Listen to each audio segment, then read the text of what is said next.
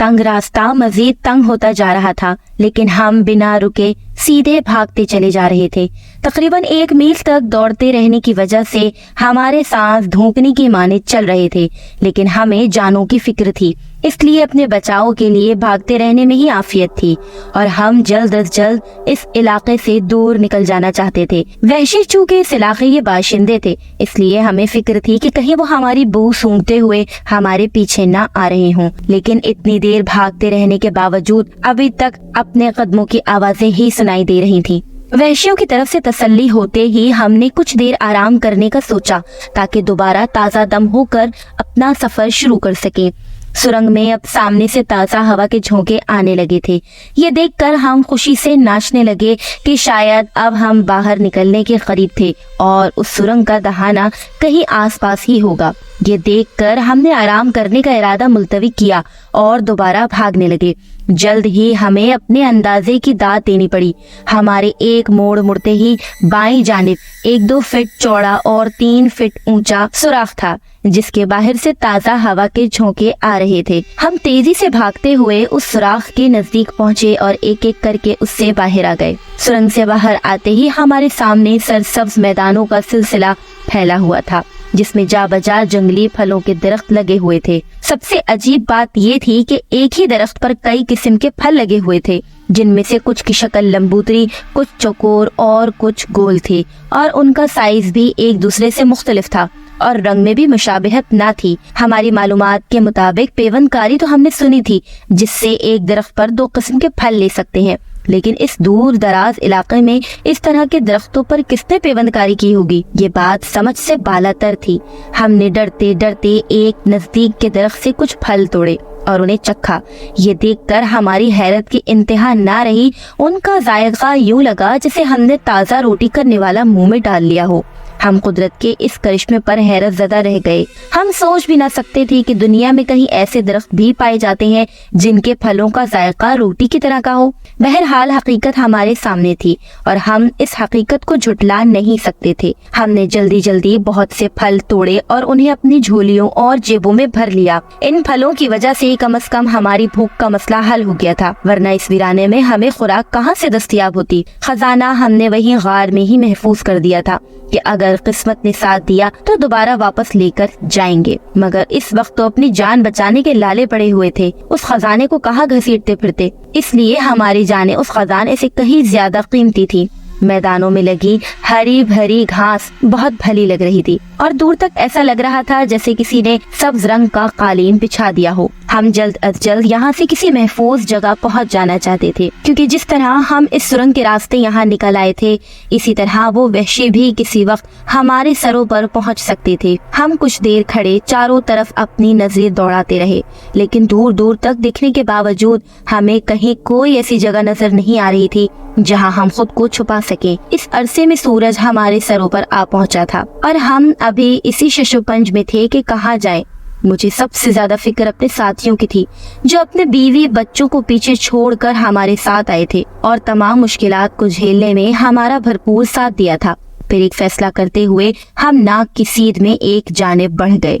हमने सोचा कि देखते हैं ये मैदानों का सिलसिला कहाँ तक चलता है। अगर नसीब में जिंदगी लिखी है तो दुनिया की कोई ताकत हमें मौत के मुंह में ना जाने देगी। 3 घंटों तक पैदल चलते रहने से हमारी हालत पतली हो रही थी। पाँव मन भर के हो गए थे। दिल चाहता था कहीं गिर कर लंबी तान कर सो जाए, लेकिन ये सब कुछ सिर्फ सोचने की हद तक ही ठीक था, क्योंकि इस वक्त हम बारूद के ढेर पर बैठे हुए थे। वो वैसे किसी भी वक्त हमारे सरों पर पहुंचकर हमारा टेटवा दबा सकते थे, इसलिए मुसलसल चलना हमारी मजबूरी था। आपस में बाहिम सिला मशवरे से हम वक्फे से आराम भी कर लेते थे ताकि हमारे जिस्म चुस्त और तवाना रहे। मुसलसल 2 दिन और 2 रातों तक सफर करने से हमारे पाँव में छाले बन गए थे, जो चलने में हमें तकलीफ दे रहे थे। एक जगह से गुजरते हुए हमें अजीब शक्ल के पौधे दिखाई दिए, जिनके जर्द रंग के पत्ते थे। हमने कुछ सोचते हुए वो पत्ते तोड़कर अपने जख्मों पर बांध लिए। जाहिर है इन वीरानों में हमें मरहम कहाँ से मिलती, और ये देखकर हमारी हैरत की इंतहा ना रही कि जहाँ जहाँ जख्मों पर पत्ते बांधे थे वो जख्म इस तरह भरने लगे जैसे कभी हुए ही ना हो। ہم نے بہت سے پتے توڑ کر اپنے ساتھ لے لیے کہ شاید ان کی پھر کبھی ضرورت پڑ جائے۔ ان عجیب پتوں نے ہمارے زخموں کو پل بھر میں ٹھیک کر دیا تھا اور ہمیں اپنے زخموں میں ایک ٹھنڈک کا احساس ہو رہا تھا۔ ہم خدا کی طرف سے اس بر وقت مدد کا شکر ادا کر رہے تھے۔ چلتے چلتے ہم ایک ایسے علاقے سے گزرے جہاں ہمیں ایک اور عجوبہ نظر آیا۔ ہم حیرانی سے ان بلی نما جانوروں کو دیکھ رہے تھے جو اپنے سروں پر ایک نوکدار سینگ لیے اچانک نمودار ہوئے تھے، جن کی تعداد کم از کم 40-50 کے قریب تھی۔ ان کا رنگ خاکستری اور نیلا تھا اور ان کی آنکھیں گول کے بجائے بیضوی تھیں اور ایسا لگتا تھا جیسے کسی نے انہیں سرما ڈال دیا ہو۔ بڑی عجیب نسل کے جانور تھے جو آس پاس موجود چھوٹے چھوٹے پودوں پر لگے امرود کی شکل کے پھل یوں رغبت سے کھا رہے تھے جیسے وہ ان کا من پسند کھاجا ہو۔ دیکھتے ہی دیکھتے انہوں نے منٹوں میں بہت سے پودے اجاڑ دیے اور پھر جس تیزی کے ساتھ ان کے سامنے آئے اسی تیزی کے ساتھ واپس دوڑ گئے۔ یوں لگتا تھا جیسے وہ کوئی خواب دیکھ کر نیند سے جاگے ہوں۔ خدا کی پناہ، یہ کیا چیز تھے؟ کم از کم میں نے تو اس قسم کے جانور کے متعلق کہیں نہیں پڑھا۔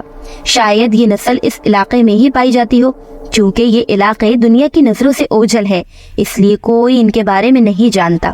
شان نے جھرجھری لیتے ہوئے کہا، ہاں میں بھی یہی کہنے والا تھا، میں خود اس قسم کے جانور پہلی بار دیکھ رہا ہوں۔ تھوڑی دیر تک سستانے کے بعد ہم دوبارہ چلنے لگے۔ اس دوران ہم وقفے سے اپنے پیٹ کی آگ بھی بجھاتے رہے تھے، اس لیے زخموں کے بھر جانے اور پیٹ بھر جانے کی وجہ سے ہماری رفتار تیز تھی۔ ریت کے چھوٹے چھوٹے ٹیلوں کے بجائے وہ چھوٹی چھوٹی مٹیالے رنگ کی ٹیلیاں تھیں جن میں جا بجا سانپوں یا نیولوں کے بل بنے ہوئے تھے۔ ہم ان سے دور دور ہی رہے۔ اس سرزمین پر کب اور کیا واقعہ ہو جائے ہم میں سے کوئی نہیں جانتا تھا۔ شام کے سائے گہرے ہو چلے تھے، دور دور تک کوئی زیرو دکھائی نہیں دے رہا تھا۔ سورج مغرب میں غروب ہوتے ہوئے یوں لگ رہا تھا جیسے تانبے کی کوئی چمکدار پلیٹ کسی نے آسمان پر جڑ دی ہو۔ چل چل کر تھکن سے ہمارا برا حال ہو گیا تھا۔ ابھی تک ہم ایک دوسرے کی ہمت بندھاتے چلتے رہے تھے، لیکن اب ہمیں محسوس ہو رہا تھا کہ رات کے آنے سے پہلے ہمیں کوئی مناسب ٹھکانہ ڈھونڈنا ہوگا، ورنہ ہم ان ویرانوں میں ہی ایڑیاں رگڑ رگڑ کر موت کو گلے لگا لیں گے۔ ابھی ہم اسی نہج پر سوچ رہے تھے کہ تیمور علی کی نظر نیچے زمین پر پڑی تو سب کے ہوش اڑ گئے۔ اسے اپنی آنکھوں پر یقین نہیں آ رہا تھا کہ ایسا بھی ہو سکتا ہے۔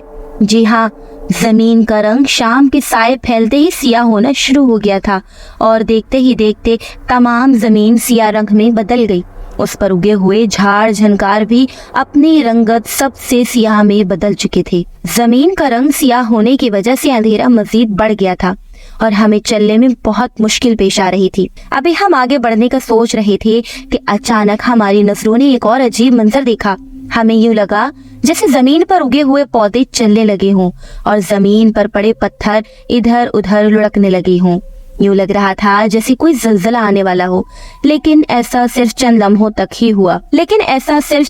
تک ہی ہوا اور پھر یکدم خاموشی چھا گئی، موت کی سی خاموشی۔ ہمیں اپنے دلوں کی دھڑکن صاف سنائی دے رہی تھی اور پھر ہمیں اس پراسرار خاموشی سے وحشت ہونے لگی۔ ہمارا دل چاہ رہا تھا کہ ہم دھاڑے مار مار کر روئیں اور کوئی ہمیں چپ کروانے والا بھی نہ ہو، مگر ایسا ہم صرف سوچ سکتے تھے کیونکہ عملی طور پر ہم ایسا کرنے سے معذور تھے، کیونکہ باوجود کوشش کے ہم منہ تک نہ کھول پائے۔ ہمیں ایسا لگا جیسے کسی پرسرار طاقت نے ہم سب کے منہ پر کوئی ٹیپ لگا دی ہو۔ ہم اسی ششوپنج میں تھے کہ انہوں نے دور سے بھیڑیوں کے چیخنے کی آوازیں سنی۔ بہت سے بھیڑیے مل کر چیخ رہے تھے، یوں محسوس ہو رہا تھا جیسے ہوا نے انہیں ان کی موجودگی کا پتہ دے دیا ہو۔ ہم خوف سے تھوک نگلتے ایک دوسرے کو دیکھتے رہے۔ ہمیں یقین ہو گیا تھا کہ اب کچھ ہی لمحوں میں ہم موت کے نزدیک پہنچ جائیں گے۔ خوفناک ویرانہ اور خونخوار بھیڑیے اور وہ سب خالی ہاتھ۔ ہمارے انجام کا اندازہ لگانا مشکل نظر آ رہا تھا اور کچھ ہی دیر میں خونخوار بھیڑیوں کا ایک غول دوڑتا ہوا ہمارے سامنے نمودار ہوا اور جیسے ہی انہوں نے ہم پر حملہ کرنا چاہا، یکدم نیلے رنگ کا دھواں لہراتا ہوا ہمارے سامنے آ گیا۔ دھوئے میں ایک عورت کی شبیہ واضح نظر آ رہی تھی، جسے دیکھتے ہی بھیڑیے دم دبا کر بھاگ گئے۔